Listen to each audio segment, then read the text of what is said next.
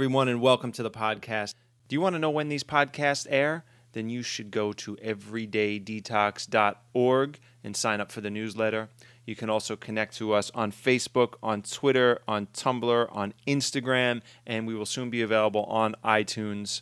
At the end of the Gil Jacobs podcast, I played a song by my good friends Dennis Kahlo and The Change, and I got a lot of good feedback and a lot of email requests for more.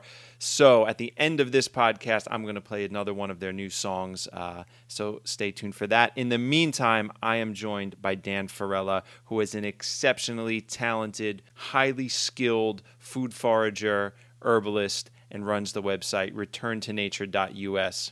And I'm really happy to have you here. You've been on my radar for a long time, Dan. Welcome to the podcast. Good to hear. Thank you. Thank you. Our mutual friend, Christian, who I've been on Steve Brill tours with. Nice. Steve Brill is sort of a New York legend and a New York treasure and an expert food forager. And he has an app on iTunes, and he runs these phenomenal tours. He does them outside of the city, but he does a lot of them like in Central Park and in Prospect Park, sort of like urban foraging. And I was talking to Christian about you, and he's telling me, he said, if you want to go, because we were talking about going on another tour, and he was like, my friend Dan's coming to Prospect Park. You cannot miss this. You cannot miss this. And I missed it. I was there for like the last 2 minutes, but I got stuck. I was with clients and things ran over, but I missed it. Yeah, so welcome to the podcast. Thank you. Thank you. I'm always really interested, like just by looking at you, and I was looking at your website last night and watching your YouTube videos and things like that. And we're around the same age, just about. We're in our 30s. I'm almost out of my 30s, but I always find it fascinating when someone and I'm making an assumption here. I'm assuming that you grew up with all of your friends and somehow you sort of stepped out of what was going on for everybody else, because I had that sort of experience. So I always find it fascinating when someone does that. So I'm thinking, I'm like, does Dan still have the same friends that he had then? Or like, did you grow up with like a bunch of, like you grew up in New Jersey. Am I assuming correctly? You did. Yeah. So you grew up in New Jersey. Did you grow up like with a bunch of Guidos or skaters or punk rockers, and all of a sudden like Dan's off in the woods doing something? Or like, did all of your friends come with you on that journey? No, I just definitely just stuck to the woods, and people came and go more like that. And how did you get involved with that? I was reading, I don't know if it was in a blog post or something, but you had said you look like a nice Italian boy, but like, is your dad into food in that way? Or is your family connected to the earth in the way that you are? Sometimes they say it like skips a generation or something. So my mom definitely had a lot of herbal books around, and really was influential to bringing a garden into my life, which was next to the sandbox, which actually I played in pretty much every single day. So I really found that was amazing. Basically I hopped the little garden fence, and right there was snap peas that I was eating, and tomatoes. So I kind of got to have that sensation and that experience almost all of my life. And so my mom was really always into plants, and she had some books around. I started, I would always flip through them, but then it started to grow and evolve from there. And what area of Jersey did you grow up in? North Brunswick, New Jersey, a little known place, but next to New Brunswick, between New Brunswick and Princeton, basically. It's funny. I ask people, because I'm from New York. I'm from Staten Island originally, so I meet people from Jersey all the time, and I don't know why. I always say it. What part of Jersey are you from? And then they tell me, and I never know where it's from. Yeah, and they're always like, do the same "Oh, thing it's in this area," and I go, "Oh, okay." And then okay. And people from Jersey always have like a number, like a route, like, "Oh, it's right next to route like 450 something," and I'm like. That doesn't mean anything to me. Nothing. Blank slate. In New York, we have the West Side Highway, we have the FDR, we have the BQE, but like we don't use the numbers as much. Yeah. So we're just like, oh yeah, it's near that route or that route. I never have any idea, but I always ask all the time, what part of Jersey? Like, nice. I would know. I'm from Staten Island. What part of Jersey are you from? Yeah, I don't know where that is. Yeah, Central Jersey. But the great thing is, I grew up with a cornfield behind my house, and even though it was a monocrop, crazy cornfield, I was able to play. There was, rows of woods, so I basically, lived out there. So I was always exploring, I was always inquisitive, and basically it's just a matter of if someone sort of intervenes and stops that process and tells you should go, get a job, hippie or something. But I think every kid, naturally, if you watch them, has a very explorative nature. about the ecosystem or about nature. I mean, how many kids, oh, a bug, you know? And Oh, now, yeah. If, at 8 years old, I would have lived in the woods. Right. Absolutely. So it's kind of like that's our natural, that's the reason we have the senses we have. And then everything else is sort of potentially indoctrinated or taught to us about what our epistemology of nature is, how we feel about nature, you know. And did anybody ever do that? Like any, like, get a job hippie type of stuff? I'm just too stubborn for it. I don't know what it is, being from New Jersey, being a male, being a Taurus. So I had a grandmother who really... You're a Taurus too? Yeah. When's your birthday? May 8th. Oh, okay, great. Yeah, I'm April 28th. Cool. Yeah. So... so your grandmother? Yeah, my grandmother was definitely kind of a mystic and definitely brought me through a process, which I didn't realize she did until she had passed, actually. So she was always giving me crystals. I went to school with crystals in my pocket. I just thought they looked nice. She gave me lots of books, lots of different materials. She hypnotized me when I was very young, which is totally incredibly weird. So that was 8 years old. And was your grandmother from Italy? She was not directly, but, you know, she's... So your Italian grandmother, was she known as the mystic of the family? Or you know, she was definitely known as the sweet woman who was definitely, you know, resonated something, but did people put the pieces together quite in the same way? Not exactly. Even though we don't get necessarily formal initiations into things, somehow a process, you know, what's the first time really is like this thread. And it's really hard to understand, like, how did I get into plants, or how did I get into nature, or why do I feel that deep connection with nature? And it really is a cultivated process. It's not by chance. It's actually taught to us. We're mentored into that, I truly believe. So by having the garden, you know, my mom was initiating me into understanding where food comes from, which is a huge disconnect for most of the culture we live right now. And is she really fascinated by what you're doing now then? I think so. You know, I think we're at the point where I have to just kind of stop being like, you know. And that's my issue. Like, you know, with the family, we care so much about them. And it's really hard to be like, you know, oh, this is GMO, and this is water, and this is, you know, fracking and all that. And I know that all too well. I was a very annoying vegan for the first 5 years I was into it. So, you know, we do that, and then it really actually creates a rift that is really hard to just, like, start fresh from. You would need an incredible ceremony to get to a place where all that energy is transformed, you know. So it's a process. It's definitely a process. Did you have another thing happening ever? Like when you were in school, did you, like, you know, study something else and then just go, oh, fuck it, I can't do this anymore? Because that happened to me when I was working with food. I was in a psychology class.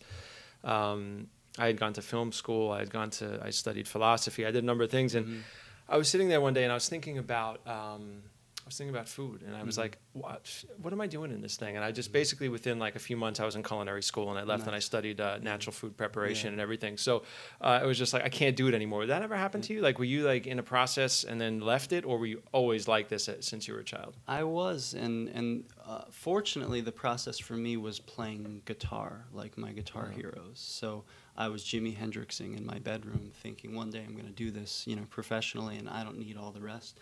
So somehow there was a thread inside of me that just kind of felt the sense of, like, I don't need to listen to all this riffraff. Like, I know what I'm here to do. I know what I'm going to do. And I think my grandma was instrumental in kind of wedging that and saying, like, no, like, harbor your intuition. That thing is a good feeling. And if you go with that, you know, your purpose kind of becomes revealed. So in that, I just played guitar until I was in a band.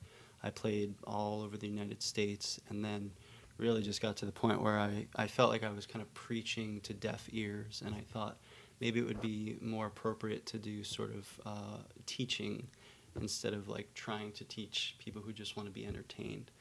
So that really started the transition from natural breakdown to return to nature. Well, so you guys played all over. What was the band name? Natural Breakdown. Natural Breakdown. Which I always resented because I was like, you guys, it's going to break down naturally. So it...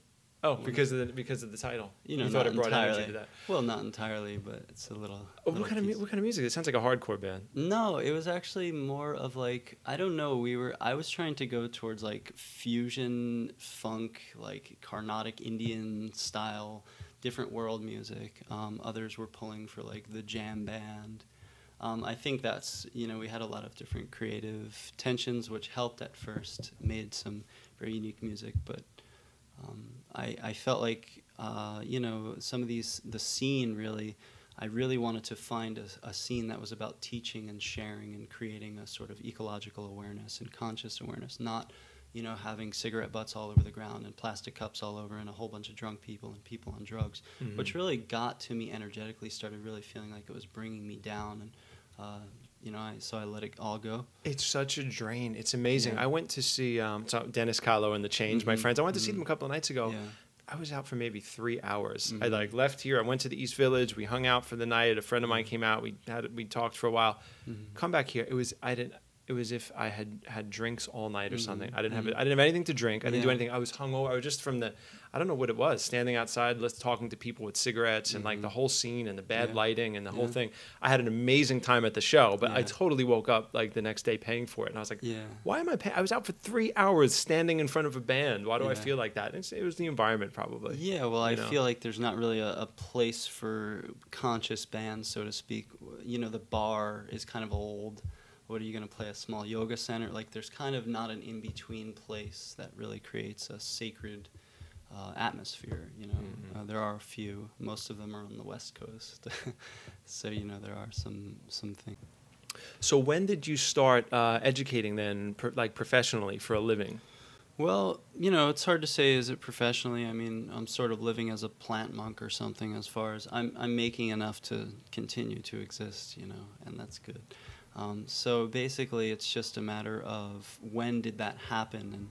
And I mean, my first plant walk was at a sweat lodge at what was my band's house, and I just started showing people plants, and they were like, "Hey, you should do this," and I was like, "I am," and then it just sort of blossomed from there. So that was maybe 5-6 years ago now. Yes, you've been doing it for 5-6 years, and you're pretty busy though. You have lists of classes and walks and things. Yeah, I work really hard. I mean, I guess that's really, to me, it's like if you're going to pursue your dreams, like, you know, go as hard as someone would go towards pursuing someone else's dream. You know what I mean? So that's really trying to make that passion manifest as a successful experience in my life, and trying to figure out what success even means in such a crazy culture, you know. I think you're going to do quite well with this, my friend. You know, I was watching a video of you last night, and these kids were just captivated. That adorable kid who's whispering about the spider on your there's a daddy long legs on your hair or something. He was so captivated by that. And then you continue to talk, and you're showing everybody something, and he's just like fixed on your hair, and he's like, you could see this kid, like his whole mind's getting blown. He's like, holy shit, this guy knows there's a spider on his head, and he's not taking the spider off of his head. I hope so. I hope so, because that's the issue. Is the disconnect right now is scary to me. I mean, raising kids who don't have a connection to nature, being in a culture where nature has become a hobby or an option, when you need breath to exist, when you need, you know, water to exist. Nature is not really an option. It's a fundamental substratum of our existence. So I think that's a pressing thing that drives me to teach as much as I do, to try to help remind people that. Let's talk about foraging a little bit. How, you know, okay, so you forage mostly in the tri-state area? Yeah, I mean, my ideal is to travel and forage, and so I've done a good deal about that. So I've gone to North Carolina, here, there. Yeah. Where is your ideal place to live?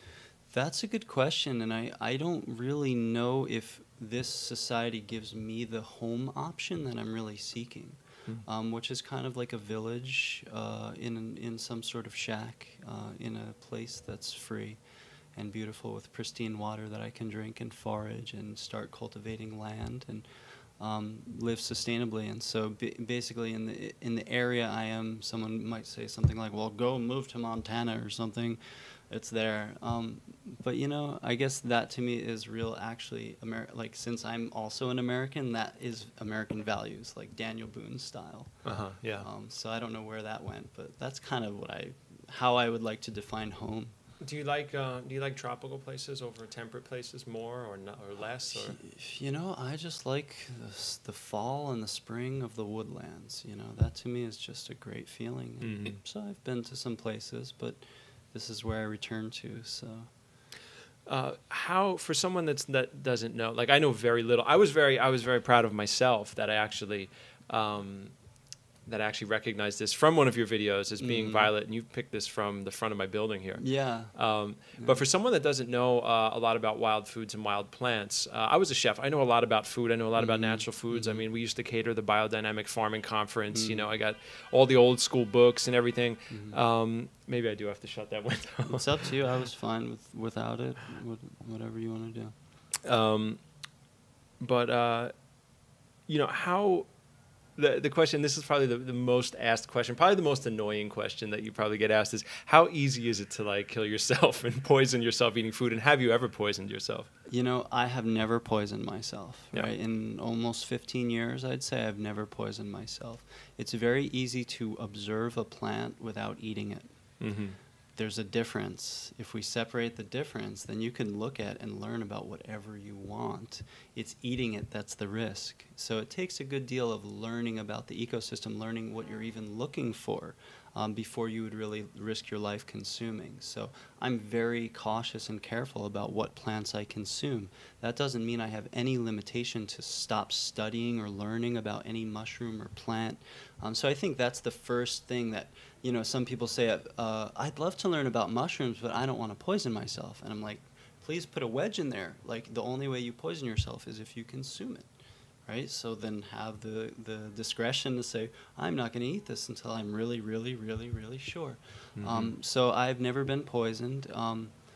It's very easy to find these plants as well. That's more easy than poisoning yourself, to be able to find them. So this was an accidental find in the planter box in Prospect Park Avenue, where there's two places, and these are an accident. You know, nature is cultivating when we're not looking. You said something interesting in your video on violets. I think, yeah, it was the video that you were doing on violets I watched last night, and you had said, you know, and it's interesting because it sort of reflects, maybe it doesn't reflect intentionally, but everybody's rushed to do things. But you said, you know, I spend, you know, I'll spend a year with this plant. Like, you'll spend a year observing the plant before you'll ever eat it. Definitely. And I think for most people, like, what do you mean spend a year? Like, I want to eat something now, you know? But, like, you know, you'll be with the plant for a year. That's our instant gratification culture, which has really given us something like ADD of educating ourselves. And we need to be extremely systematic. And this is where, you know, as a scientist, so take the best of science, which is observation over a trial, and try to go systematic in the process. So it may take me a new plant, you know, it may take me 4 or 5 years to get to the point where I have it regularly in my diet. Even then, maybe the next year I'm just nibbling small pieces when I need it and trying to get a sense of what the sensations are in my body.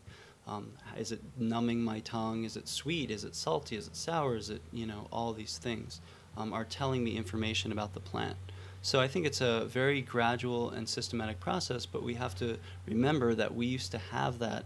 We just hit a decline of that awareness in our society, and we have to kind of build it up from scratch. You know, not many people have a Cherokee medicine man in their backyard to ask them this stuff, who would have known very clearly because they had 20 to 50 to 80,000 years of evolution of, you know, working with those plants. So when you put a break in that tradition, we really have to start from scratch, you know, which is knowing our local beings, our local plants, and that's where the foraging thing really is coming into being. I guess the benefit of that is it allows us to be fascinated once again too. Yes. You know, I mean, there's a whole process of learning, relearning, you know, which could be really exciting.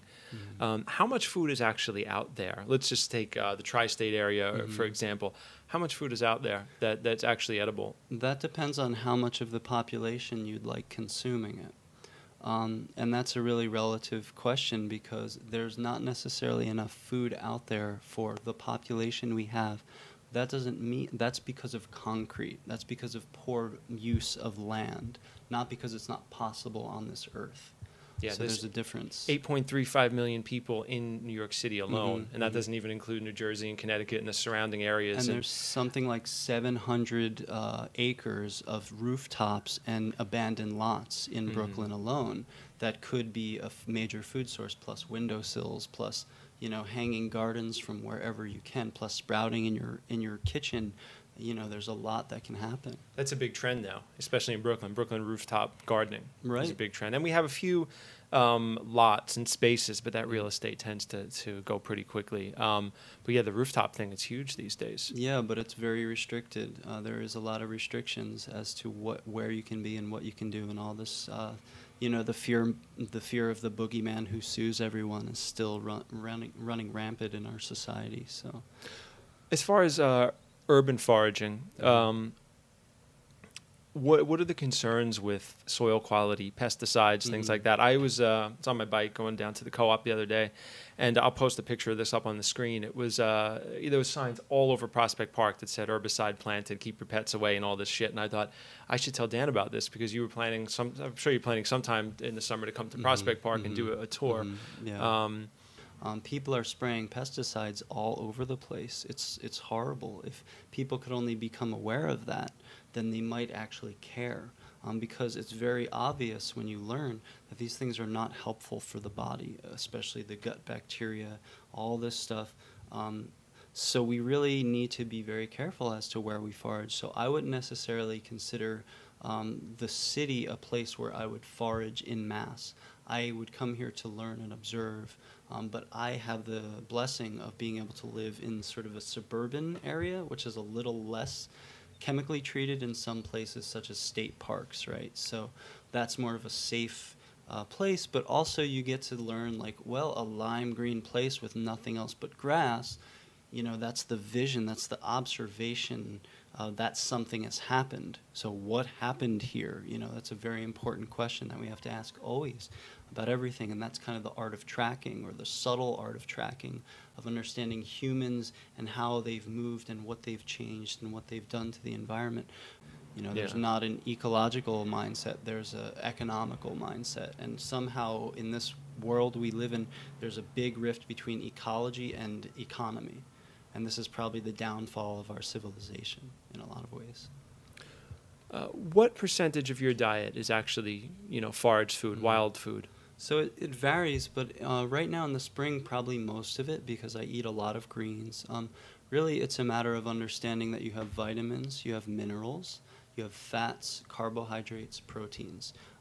Green plants generally are vitamins and minerals. You can't live off of that alone. You need fat, carbohydrate, protein. So if I'm eating most of my greens as, things like this now, then I'm still working with fats, carbohydrates, and proteins and where I'm gathering those. So I kind of fluctuate between that. When it's nut season, you can get a lot of fats and carbs from the nuts that drop from the sky. So then I'll get more into that. But the idea of kind of homesteading to get yourself next year's harvest really takes kind of a group effort, So I haven't necessarily tapped into that group who's ready to harvest acorns in mass and trying to process them out for the. And you have to make flour out of acorns? Yeah, you have to leach it. There's a bit of a process, but it's quite simple, especially if you had fresh water. The issue is native people would just actually put them in a stream or a river, and the river would do the work for them.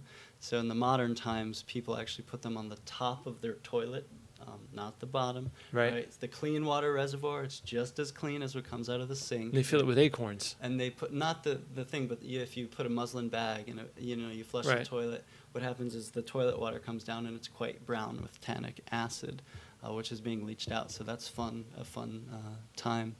Oh, yeah, you have to remove that. And roasting them does the same. Yeah, it helps to... No, actually, roasting them would lock the tannin in. Oh, so yeah. You need to leach them before you cook them.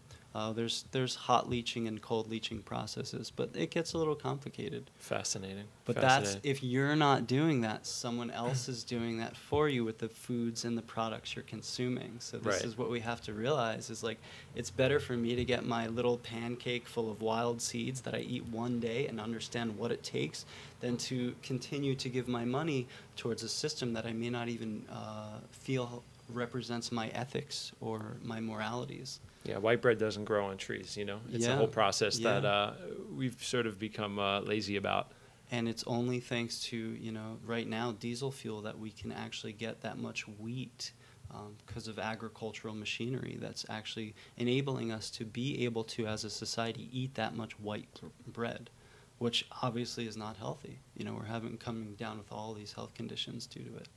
Yeah, there's this thing. It's this, you know, having worked as a chef and having been, and, you know, I'm into raw foods. I'm into vegan vegetarianism. I come at food. I'm very excited by what's happening in the culinary world, even outside of the vegan vegetarian world. I watch food shows all the time. There are chefs I think are absolutely brilliant. I love it. I love it as a thing. But there's this idea of, you know, eating for survival and eating in balance with our bodies, and then eating as an amusement, or eating even just as a creative pursuit, which I applaud because I'm a chef and I love to watch what people are doing. But it's really interesting because eating as an amusement or as a creative pursuit has almost replaced. It's almost in our consciousness. It's become normal. Where I think a lot of people just think that's normal, and then when Dan goes out and he brings back a bunch of dandelion and wants somebody to eat it in a salad, like that's some weird far out thing. It's a flip. It's a reverse, and a lot of it has to do, in my opinion, because I work with I've worked with a lot of clients over the last 20 years, and it's like, you look at the food tantrums and the food addiction and this internal battle always around food. And apples don't do that to people. You know what I mean? You know, white flour, white sugar cupcakes, all of a sudden people get crazy. Sometimes when I go to, well, not my family's very cool about it, but sometimes I'll go to certain places and I'll be like, no, I don't want to eat that. I don't want to eat that. And I'll just like pull like this thing out of my bag and I'll be like, I'll just have this. And they're like, you have so many food issues. And I'm like, you eat like me for 3 days and tell me who has food issues. Like, I'm not the one with the food issues. I'm fine with what I have, you know? But yeah, it's a totally different world. And we've put it all over television. You know, it's like, this is normal. This is what food should be. This is what enjoying food is. And it's quite the reverse. It causes a lot of problems. It does. And, you know, Hippocrates said, let your food be your medicine and your medicine be your food. So we said, that's kind of too much dedication, right? So let's have food on one side, but then let's just use medicine to cure the food illness, right? So we have this dichotomy again. Oh, I'll just eat this. I know it's not good for me, but there's some medicine out there that will just fix that. So it's kind of like, you know, treading water in a sense, where we're not actually getting a better quality. We're just trying to reduce the symptoms as the quality of our life goes down. And that's kind of what the healthcare system is doing right now. Yeah, and I think what people don't realize is that eating, like some people, you know, the big joke for the vegetarians and stuff is like, the people are always like, I can't eat like a rabbit. I just can't eat weeds, you know? And it's like, we don't realize the addictive quality of that, how their tastes change. Like, I crave a salad truly every day at the end of the day now because I've completely detoxified my body and my mind of that old paradigm and of the chemistry of that food. I still remember what pizza tastes like. When I meet my family at the pizzeria in Staten Island when they come to town, it's like, it smells good. I'm not going to deny. I remember what it tastes like. It's awesome. But I'm not in a food prison driving myself nuts all day to like keep this lifestyle. Like, it's just, you know, that completely disappears, and then you really get in touch. You had talked about in one of your videos, you had talked about this thing that really resonated with me. It was about you had some sassafras or sarsaparilla, or what's the same thing? Well, there's two plants. Two plants. They're different, but similar uses. I don't remember which one you had, but you were like breaking the root and you were having everybody smell it. And you were talking about reawakening and sort of triggering old patterns in the brain and neuron activity. And jackfruit, which we have a little bit here, that happened to me the first time I had that fruit. And as I sound like I'm such a food nerd. I had it in Hawaii, and I really, for years, I contemplated it. I've had it in India. I've had it in Hawaii. I've had it in, we get these from Puerto Rico. I just got this in Chinatown. There's something about that fruit and what it did to my brain. It was almost like a spiritual experience. And when I learned about jackfruit, which is this enormous fruit, I'll put a picture up on the screen so everyone can see what it looks like. It's an enormous fruit. It has this aroma and this flavor. And the cool thing about it is it's a real food. It originated in the Western Ghats in India. Like nature put that food there. And everything about it was designed for humans or for some other animal to say, like, this is what I'm throwing out at you. I'm pulling you in, and this is what I want you to do. I want you to eat me and throw my seeds all around. And I felt so human. I was in the rainforest and, you know, like in Hawaii, and I was standing there. So that was probably playing part of it too, but such a tremendous experience for me. I know the people that like live where jackfruit grows probably would be like, huh, what is this guy? You know, you're a city kid. Well, they're already perhaps there. Yeah, and maybe that's they're already there. You don't necessarily realize it until you're far removed from it, that, you know, this wild essence is missing. And once you get it, it really is hard to get rid of. You know, it's more the amygdala overrides, you know, the rational mind of the modern world. Once you get hit with that chemical sensation and that genetic sensation, it's hard to really deny it, but it's very easy to deny it before you've had the experience. Yeah, it's so powerful. Like, it makes you stop. I smelled some sassafras on a steep brill tour in Central Park, and I remember being down on one knee and smelling it. And I used to smell it as a kid. Randomly, I'd be building like these mud forts from my action figures in the backyard. And Staten Island is very developed. I mean, technically, it's part of New York City. It's one of the 5 boroughs. But there was still, like, when I was a kid, there was a lot of lots, like empty lots around. So we'd like be digging and stuff. And I would always find like the little wild onions. I don't know. They smelled like onions. I don't know if they were ramps. I don't know what they were. Yeah. And I was like, oh, this smells like an onion. I never thought in a million years to bring it in the house and cook with it as a kid. But every now and again, I would get one of those roots and it smelled like root beer. And I was like, wow. And like makes you stop for a second. Just It is a very almost, I think it's become a mystical experience because we're so cut off, and like reality is now a tangible thing that we recognize we don't get much of. So when you have that real smell of sassafras, it just brings such a sense of a heart opening and a gut opening. Like the intuition and the instinct just floods the body again, and it's hard to recognize that when it's not there. But I mean, every person that's on any class I do that we smell sassafras, they're definitely taking deeper breaths, they're definitely stopping moving, they're definitely in a meditative experience, whether they realize it or not. You know, something like, you know, which is kind of a blissful place to be. Fresh rainfall does that sometimes. When the weather can do that to us too. Like when we just get hit by non-destructive massive weather, like when it just like pours and it thunders and light, and all of a sudden everyone's just like, phew. I mean, there's chemistry in the air. There's negative ions and things like that. But it's that moment where it's just like stop, you know, and like you're just sort of in awe of nature and realize you're in it. And like the food does that to me too. Definitely. As far as your personal diet, where, if you don't mind me asking, where are you at with that? Because you know, I'm very curious because you're into wild foods. I mean, like, do you hunt too? Do you trap? Do you eat insects? I like to describe myself as nothing. I don't like the labels. I think we should all transcend those labels and just really try to figure out what is right in my being, and really try to hear what the body needs and is craving. So, you know, I guess my simplification is, you know, if we want to eat it, we should be able to pick it or kill it.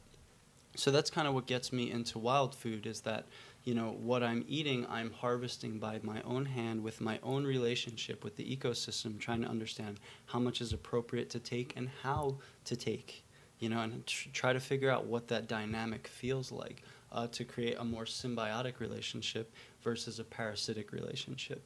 So when that kind of instinct gets tuned in, then, you know, now I'm looking at bugs just as interest. I'm curious. I've never, like, as an adult, I forgot that I used to just grab them up. So now I'm kind of just grabbing some bugs up, looking at them, observing them, trying to understand what they are. So maybe that's the 5-year plan of understanding the edibilities of them. Whether or not I want to be a bug eater or a squirrel eater, I still would like to have the skill set required to be able to get on my feet with a backpack and just walk. And that's something I feel like I'm ultimately training for. So that wouldn't exclude, you know, animals or bugs, because you need fats, carbohydrates, and proteins, and they're very hard to get in the ecosystem that we have all year long. That's why native people, you know, so I guess I'm trying to understand what native people of this area consumed. Yeah, and so I think, well, there's never been any vegan cultures, as far as I know, especially tribal cultures like that. So, you know, it's interesting. I contemplate that a lot because I've been vegan for 20 years, and I don't look at it as something, I don't believe it's the natural diet of humanity, and I don't think it's something we should do. I just think it's something we can do. And that's where the confusion comes in when people get into the food wars. And unfortunately, from my own realization being a vegan, I realized, like, you know, supporting, like, say, genetically modified soybeans coming from China, getting shipped here, like, so soy or something, you know, like, we're getting a lot of exotic foods to harbor the diets that are kind of these religions that we have, these diet religions. So they're kind of a first world problem or a first world concept. They're due to our privilege and basically how much fossil fuel we're burning. So that will be fun for some time, but we really also need to consider the ecological impacts of import and export, you know, which is a really big issue. So then it's the question of how can we start cultivating our ecosystem to be able to harbor the beauty and all the wonderful exotic foods that we're getting, such as like the pawpaw being the replacement for jackfruit, right? But we have no pawpaw left for some reason. We barely have forest left. So we need to really consider, where's our food source coming from, and does it really serve us as a human species to make our food sources as far away as possible? Probably not. I mean, I think we all have the instinct enough to say that's probably not the best idea. Let's move into this, because we seem to be going there. You had said in another interview that I had read something about the banished from Eden mentality. Yeah. Sure. Well, to draw on a few factors, like, so Carl Jung had this idea, archetypes of the collective unconscious, right? So there's this archetypes, these universal archetypes. Within those archetypes, you know, mythology has been birthed, and the mythology has this idea to explain kind of unexplainable aspects, and it's very helpful because it gives a cultural place. We get a sense of place and purpose from those stories. Largely what we have in the Western world, and greatly due to a lot of political gain, we have the idea that, you know, Adam and Eve kind of got banished out of the Garden of Eden. And so that's really a foundational belief or story within the Judeo-Christian atmosphere, which I totally feel that even if we've abandoned that, you know, that paradigm, we still have that underlying mythology, and we don't really have another one yet, and we're trying to build that. So for me, there's a very thin line between mythology, right, and actual reality, and somehow they coincide with each other. Kind of the story that we write is the story that we fulfill. So if we write a story that says we're not in Eden right now, we will then kind of self-fulfill that prophecy and feel as though we are banished from it, and therefore treat it in that way. And I think we are very disconnected from I am nature. I mean, that's kind of what that idea gets you out of, that you're not nature. Somehow nature was once upon a time, is pure. You, though, not so much. Yeah, you go into nature, then you go home. That's you go drive to Yosemite, and then you go home. Side effects. So that's the medical condition. That's the pill. You swallow the pill, and therefore your side effects are things like, you know, nature is a hobby, right? And then we go home to our not nature, and there's this separation, this complete human separation anxiety from the source of all things, which is I am nature. And this is home. That's what home really means. And if we can resonate with this place, then we're home wherever we are. How did we create these original, you know, divisions that really, create a fulfilling prophecy of kind of we're going to destroy ourselves? And so that's almost in the subconscious mythology that we're building right now. And I wonder, is it a self-fulfilling prophecy, or is it, you know, are you creating it? Or are you perceiving it? You know, and these are very interesting. You were talking about archetypes, right? Mm-hmm.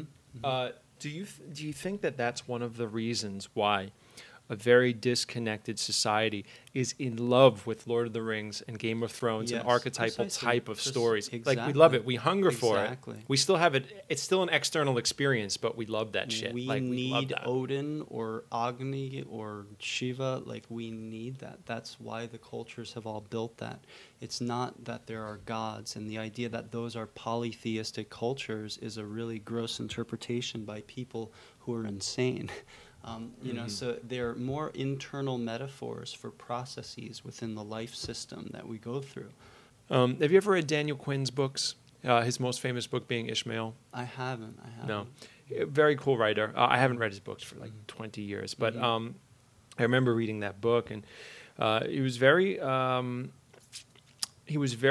at one point in telling, he basically told the story of humanity. It was one of those books like the Celestine Prophecy or something, where they kind of like write this story that is not that good, but they try to get across some philosophy. And he was talking a lot about farming and the Fertile Crescent, and really the Fertile Crescent, interestingly enough, that's where farming started. And in Daniel's book, he talked about the levers and the takers. And really, it was the hunter-gatherers and the farmers and herders, as being like farming being that first step in disconnection.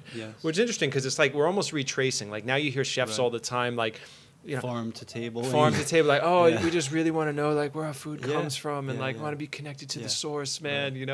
I've said shit like that too. It's necessary. It's necessary and it's good, but it's like stepping backward. And now there's foraging. If you look at Noma, that restaurant, it's like the number one restaurant in the world. They're foraging. He's like foraging a lot of those ingredients, and then they have a farm too. But with issue, which is not with a symbiotic relationship to the ecosystem, but with a parasitic relationship potentially. I don't know who this is, but we need to understand how is the engagement supposed to happen, because we don't know. We all have to admit that first. We don't know how to have the engagement with the ecosystem, which is beneficial. That's step one. So if we just continue to kind of take the same perceptual tools that we've been given, which are basically seeing nature as a exploitive resource that we can generate money out of, then we're probably going to just forage with the Exxon Valdez mentality until that also is damaged. So we need to be very careful. We need to set a group of guidelines and understand what is the caretaker principles. How do we reseed? What's supposed to be here? What's going on? What can we replant? How can we recultivate this area to harbor foods and medicines in a way that's sustainable for everybody else, not just the humans? This is a huge thing that we're not even touching, and so foraging is about to become extremely trendy, but mostly based on capitalistic mentality. Yeah, we'll strip this place dry if we don't do it properly. For a couple bucks, you know what I mean? And like, it's not worth it. It's really not worth it. Anthony Bourdain has a show. I like Anthony Bourdain a lot. He has a show called, his new show called Parts Unknown. It's sort of do you watch the show? No. He used to do travel shows, a lot of it focused around food. This one is probably like a third about the food and 2/3 about the people and the places and stuff. But when he went out to, where is it? Where are they, in Denmark? No, Copenhagen? But anyway, wherever Noma is, he went out and he spent time with the chef. That one was like all about food. They're a little bit more old world and wise European. Their farm is like, it's like it seems pretty symbiotic. And I think I remember the scene where they were foraging for the food, and he was like, look, I just found some sea beans, and I found this, and this looks like grass, but it's like this. And I think there was a scene in that where, like, he was telling Anthony, he was like, no, you don't take too much. We got to leave some for next time. It's the premise behind business too. There's a responsibility. It's a self-created fake responsibility to create profit for the shareholders, and there's a legal responsibility for that too. So I understand. So like if people work within that paradigm, they go, okay, this is the way it's set up, this is the law, and this is what I have to do, and to be a good person at work and to be a good person, I have to create money for my shareholders, and then you find yourself making really strange decisions. You know what I mean? Well, that's where perhaps what we're doing is we're creating one of the last divides, which is the people who want to have Earth first based principles and the people who don't. And eventually we know, any sane person understands that we need to consider the place, like you can't saw the limb of the tree you're sitting on off, and so we need to really think about the long haul. So some people are into immediate gratification. For me, it's so simple to think, what if there was an economy and it had ethics and Earth first based principles, right? So one of them is that you can't just blast tons of carbon into the atmosphere without sequestering some. Like, you have to figure out how to kind of sequester the carbon, because now we understand, geologists, climate scientists understand that, carbon at least is having an effect on the polar ice caps, which is all of our water, and that's a human issue, that's a global issue, and especially for great-grandchildren. They don't want to be in a position of having no water. So that's the thing. What's sacred? Like, if there was something that said, in order to get our company ahead, we're going to have to kill 10 babies. People are like, well, that's not an option, and we're never going to do that. Right. So, in order to get our company ahead, we're going to have to destroy this rainforest. We should be able to say that's not an option. So let's go to Plan B. Yeah. Well, perhaps what can happen is a scientific revolution where science finally realizes that the internal processes of the doctors, etc., and the cell observers are exactly the same as the external processes and how the ecosystem is running. You know, bacteria are doing the same thing inside the body that they are in the soil, right? So we have this holistic, you can essentially turn the body inside out, and all the processes that you can understand about the body are happening in the ecosystem. One of the best examples of that is like, right, if you think you're separate from nature, hold your breath. Are you a self-contained oxygen creator? Mm-hmm. No. Nice analogy. And you die without it very quickly. So you need something right outside of you. And the question is it this big? Is it this big? Is it this big? So where does the respiratory process actually start? And it's not inside of your lungs. You know, we need much more than that. So that's a pretty sane example of like, okay, well, therefore air quality, right? And so you can't put air quality in a box. It's a global system. It's cycling it throughout the whole world. We know that. It's very scientific. All the criteria of science are there. So, you know, I think that would create another ethical principle if we could just understand the consequences of the ecological actions we have.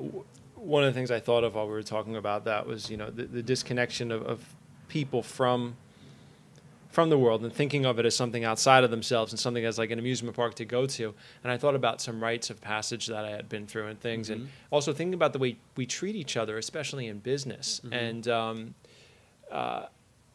there's this this thing I was thinking about. It's like if we were to have more rites of passage where we could have some type of bond between us all. We wouldn't you know, hunt each other and attack each other and kill each other and take things from each other. Right. I don't mean you know, possibly physically, but I mean metaphorically. Yeah, definitely. And thinking about rites of passage, you know, this wasn't a rite of passage, but thinking about something I did, a process I did. I'd done a sweat lodge once as part of a larger thing that I had done. And when I was in the sweat lodge, a bunch of ticks decided to crawl up on my dick. And I found them later that day. For some reason, apparently they like to go for your armpits and your crotch. I found out. I didn't know that. Hot places. So anyway, I did not find one, and I had Lyme disease, and I actually healed myself successfully of Lyme disease naturally. And I learned a lot about Lyme disease in the process. But I wanted to ask you about that, because you're out there, and just from the clothes that you wear and the hair that you have, and like you have a lot of places for ticks to hide and climb and jump on you. And I imagine they have over the years. Yes. Every time I'm out there, I'm interacting heavily with ticks, and that's a big part of my practice, is how to understand the interaction and the relationship between this organism and myself. And do I do the bozo version and just say if I just nuke them all? Right? Or do I figure out how to get in relation with them? And that's in a very grounded way. I kill them sometimes. You know, I definitely am very concerned about them. I don't want Lyme disease. I've had Lyme. I don't want any of the other co-infections. So it's a real pertinent issue. The questions are also, why are they so widespread within the last 5 years? I mean, you can't go anywhere now. And I think that's because of the lack of meadows. I think really that's one of my stands, is that we need meadows, because meadows create ground-dwelling birds, free chicken, right? The chickens that feed themselves, that lay eggs, you know, live by themselves, grouse, ptarmigan, all these ground-dwelling birds that need meadows. They eat ticks, you know. So we don't have meadows because we have something I like to call OCMD, obsessive compulsive mowing disorder. Oh, yeah. It's my doctor diagnosis for most of the world. And so anything that grows up, you know, it's illegal. Think about it. It's illegal to have meadows in your front yard, which is the funny place where all the medicinal plants come up. That's where all the meadow plants come up. It's funny. That's how people seem to connect to nature. Mowing the lawn. It's a very like man thing to do. Dominator. My dad, who now lives in a beautiful place up in Maine. He lives on Mount Desert Island up in Maine with my mom. But he had this thing about cutting down trees. He was always cutting down trees. We had this big, beautiful mulberry tree, and the tree was making a mess on the concrete. So what a burden. Yeah, so I think he cut it down. He saved the concrete versus the food bill, right? This is a choice, right? You have free food falling from the sky. You want to preserve color on concrete. Yeah, I used to eat them. Right. That's much more of a sane thing. So, you know, I would think, man, let me get rid of this concrete. Let me see if another one grows. We're all in a necessity to get free food from the environment. Like, that's our right, you know? And we need to figure out how to do that. And it hasn't been very long that this is disconnected. I mean, the idea of mowing a lawn is energy intensive. It requires gasoline. It requires, like, you know, fixing the broken thing. Like, it really doesn't seem a very good idea. It's a very big waste of time, I always felt as a kid. Yeah. And it wasn't just me being a kid. Like, my dad always wanted to weed around these plants. And I get the idea if you're trying to have certain flowers and stuff. But I'd be like, why can't we just spend one afternoon and put a weed net down, and then, like, we don't have to, like, pull them and rip them and cut and do all this bullshit? Or why not figure out what they are and if they're beneficial to also consume? Like, I don't understand why that's left. Like, that seems so rational, so intuitive. Oh, what's this plant? I wonder if it's also edible or medicinal. And that's really, I think, the question we need to start asking is not like, what is this crap that I need to get rid of? There's no crap there. There's medicine and food or poison. There's only those three options. So, you know, people need to start empowering themselves to understand what that is.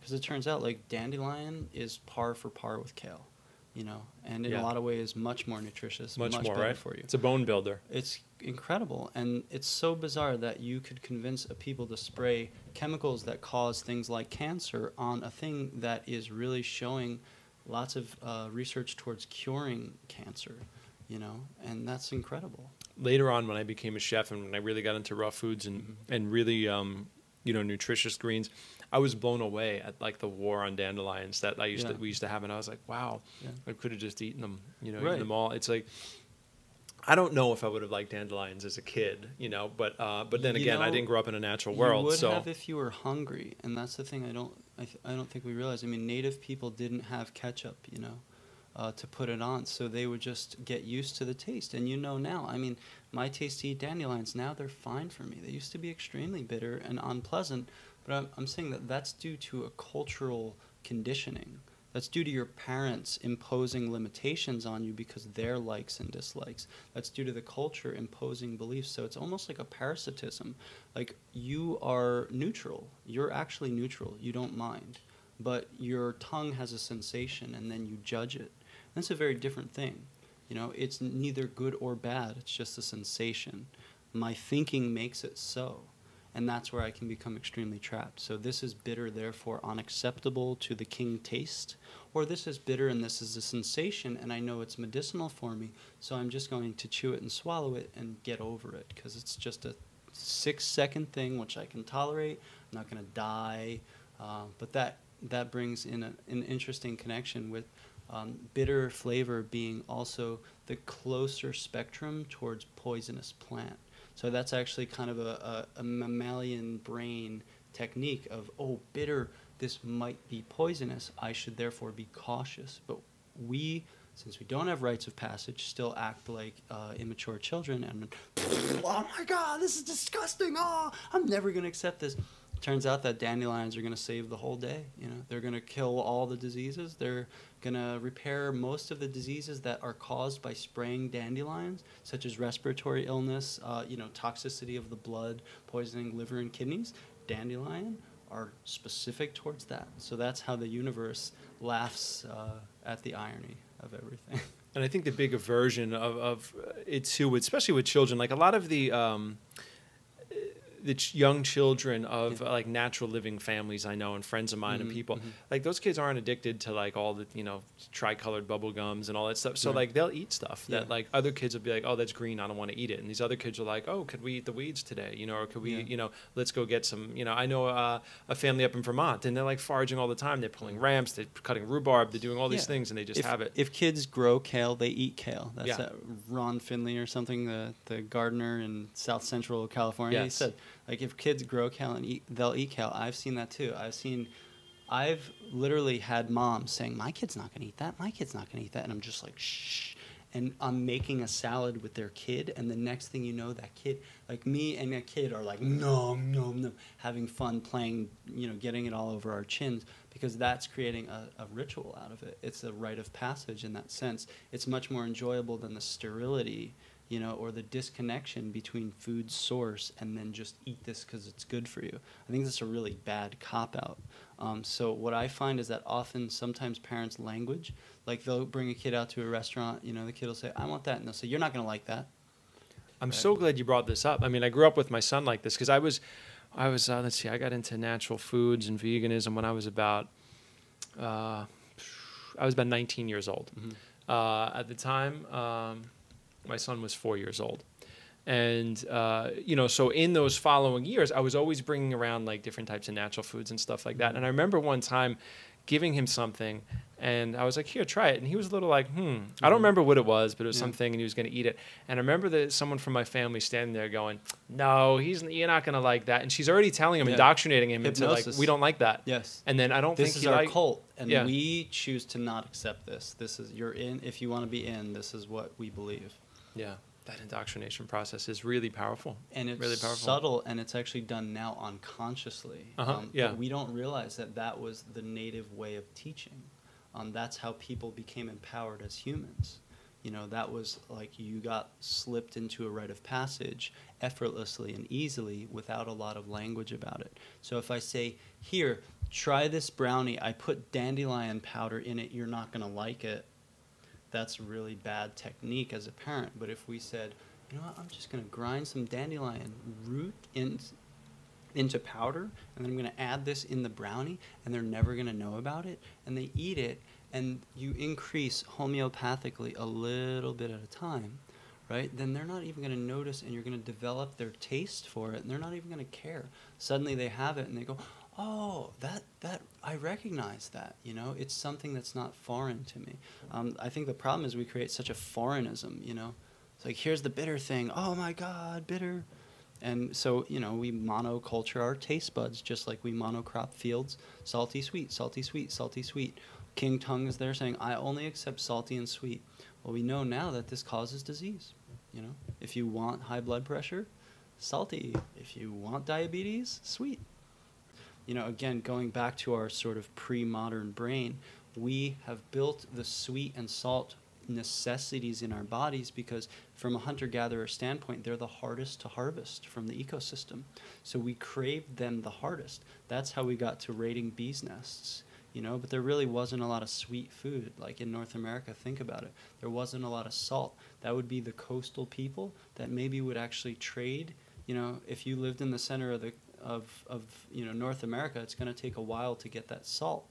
So I think we have to understand that this is the no holds barred of those two flavors, and now we're the first experiment of that you can have sweet and salty all the time, all year, as much as you like. So you need to recognize that, like, okay, that's my instinct saying I need this, but then I shouldn't override that. I have to listen to my body. That's where farming got us in trouble, because now it's like we can have this all the time whenever we want. It's taking farming plus shipping, maybe, and the idea that, like, so sugar cane is not really grown in the North America. Really almost nowhere. I think in isolated places in Florida or something. Sri Lanka and Florida and India, stuff like that. So to get refined sugar is a giant import. So that's why they've gone after the corn sugar, right? AKA high fructose corn syrup, which is now I think legally able to be labeled as sugar once again.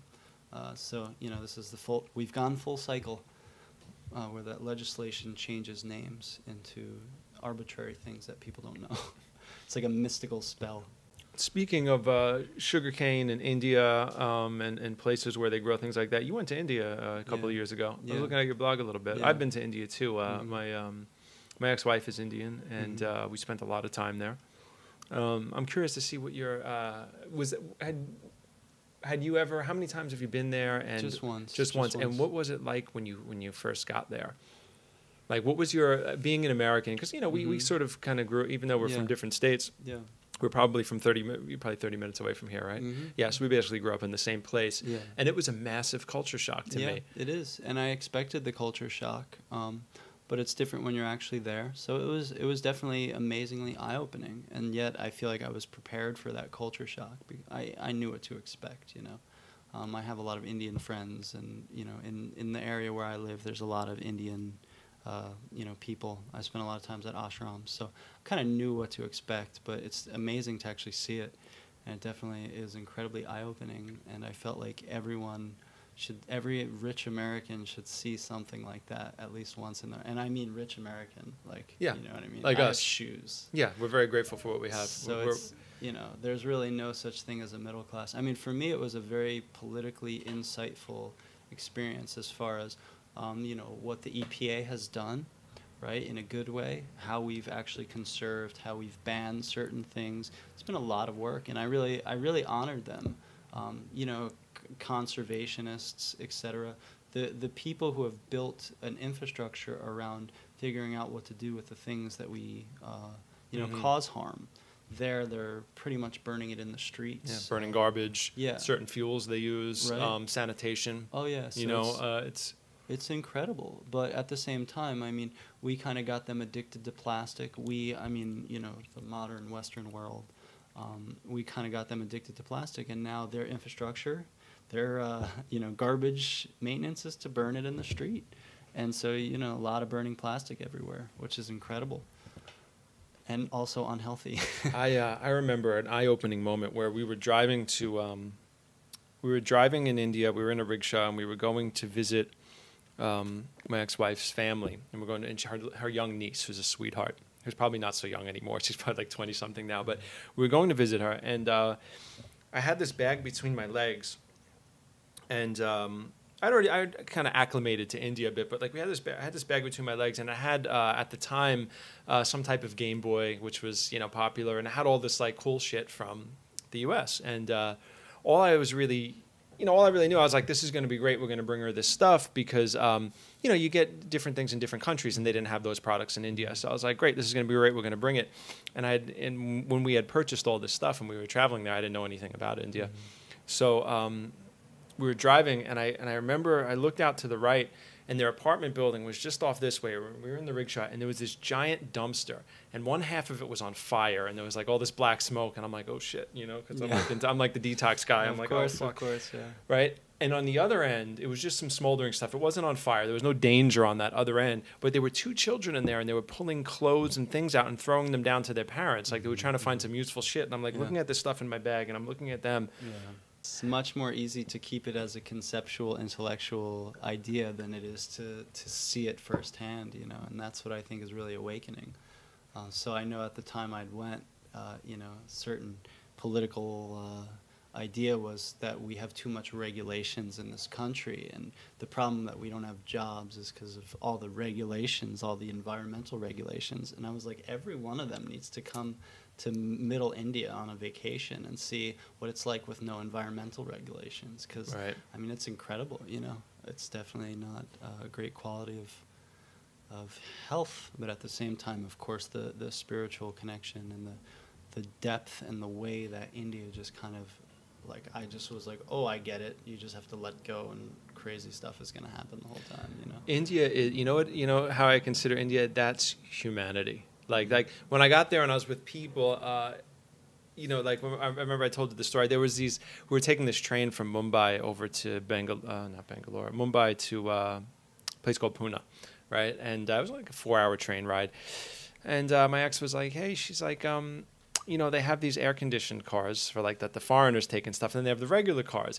And I was like, well, I don't want to be that like douchebag American guy that's too good to take let's just take the regular car. And she's like, you sure? And I was like, yeah. And the reason for that is, you know, when you're a foreigner, you're like a target, you know, not necessarily for like harm or something like that, but, you know, but anyway, we got on this car, and of course all the like performers on the cars and everybody, they all wanted money from me, but they, you know, people got on, and they's like putting babies in my lap and like moving us, and like there was like 6 of us on a chair for 3, and I was looking, and in India, it's so wonderful, especially being a New Yorker. It's so wonderful that if I find you interesting, I'm going to sit there and stare at you and contemplate you until I'm done, and I'm not going to expect you to be angry at me. So, and I remember thinking like, wow, this is humanity. I don't know what I have at home where we don't look at each other or listen to each other on the subway, and if we have to have a word with each other, it's very quickly, or if I talk to you on the subway, it's very awkward.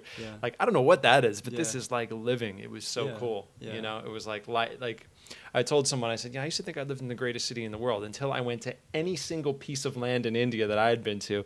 It's like New York's like a level 5 now, and India's like a level 20. As far as like interaction socially, it's very interesting. I remember seeing people at the gas station stop for gas, and they get it out of their car and they're talking with each other, and I was like, what is this? I mean, they're just having a good old conversation, hanging out.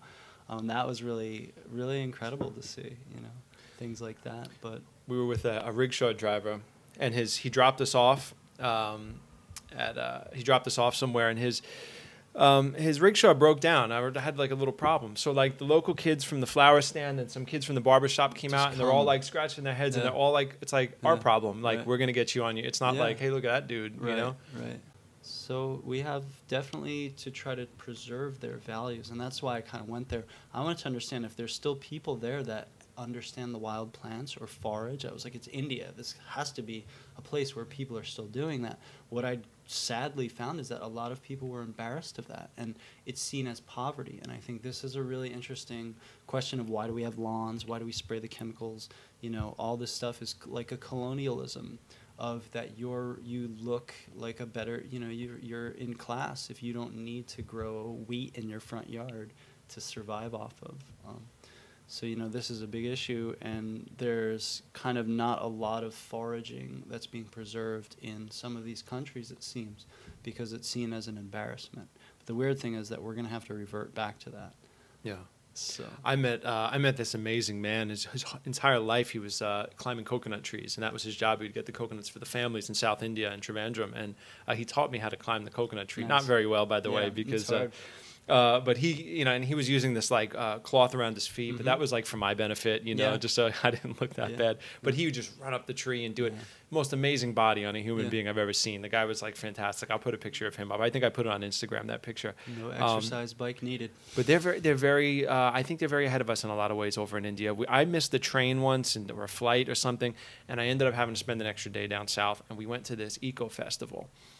And like they're so beyond, like they have like all their plates, you know, we have plastic plates and all that. They're pressing it out of like some part of the palm. Plants, so you just eat on it and then you just throw it. Right. You just toss it. Doesn't matter where you throw it. I mean, you know, it's just cows will eat it. Cows will eat it. It'll degrade right into the ground, and it's like very smart. But anyway, we have some time. We just have a little bit of time left. You brought some really cool. I mean, you brought like a lot of stuff over there. Can we check out some of the things you brought with us? Like to check out? I don't know. What do you got in there? I just have my basket, you know, that I made. And that's pretty dope. Primitive. Yeah. They taught me how to make it. Eddie, Starnader, and Julie. Who is that? Practical Primitive? Yeah, .com. Woohoo! And they teach classes all the time, and so I learned a lot of primitive skills from them.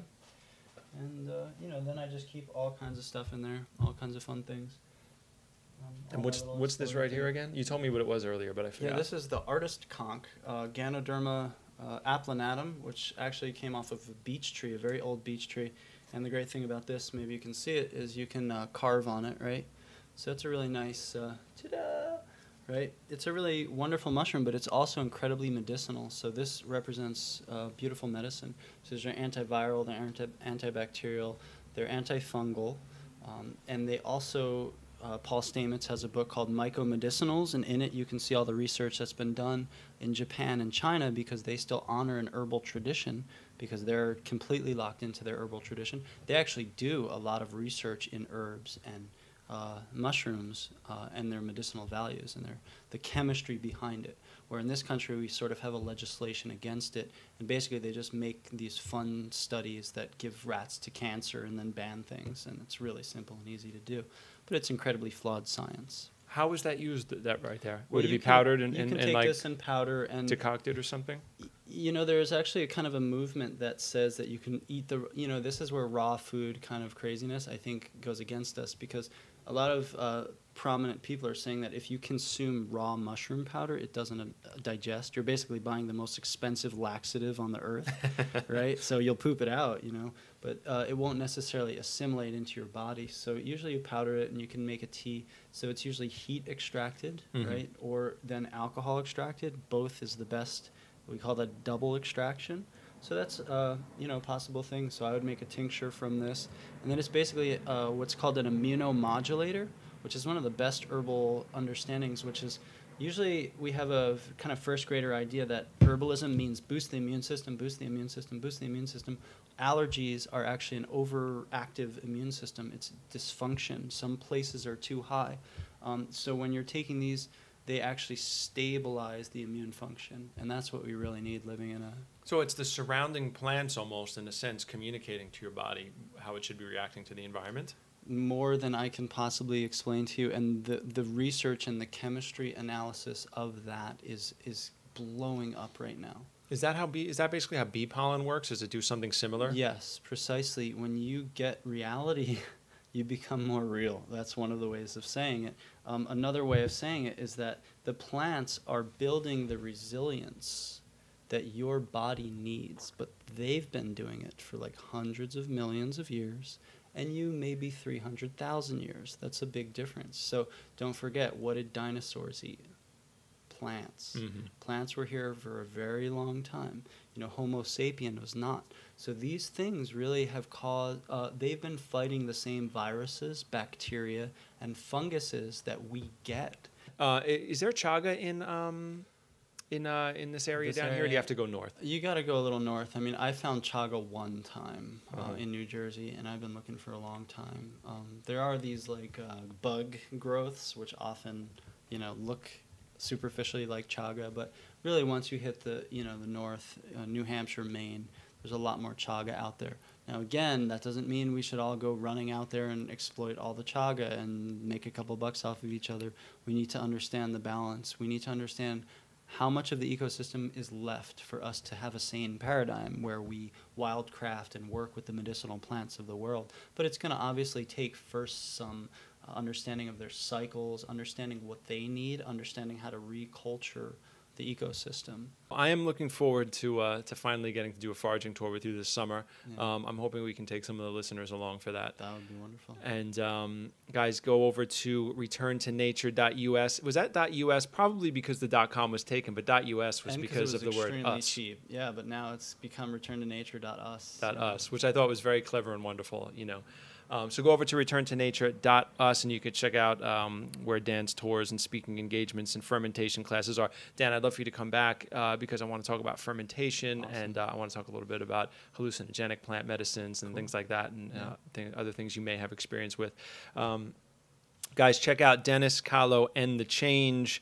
Check them out at dcandthechange.com, Dennis, Kahlo, and thechange.bandcamp.com, and go over to everydaydetox.org. Sign up for the newsletter. Find out when we're going to have more podcasts and videos and other great stuff. Thanks, guys.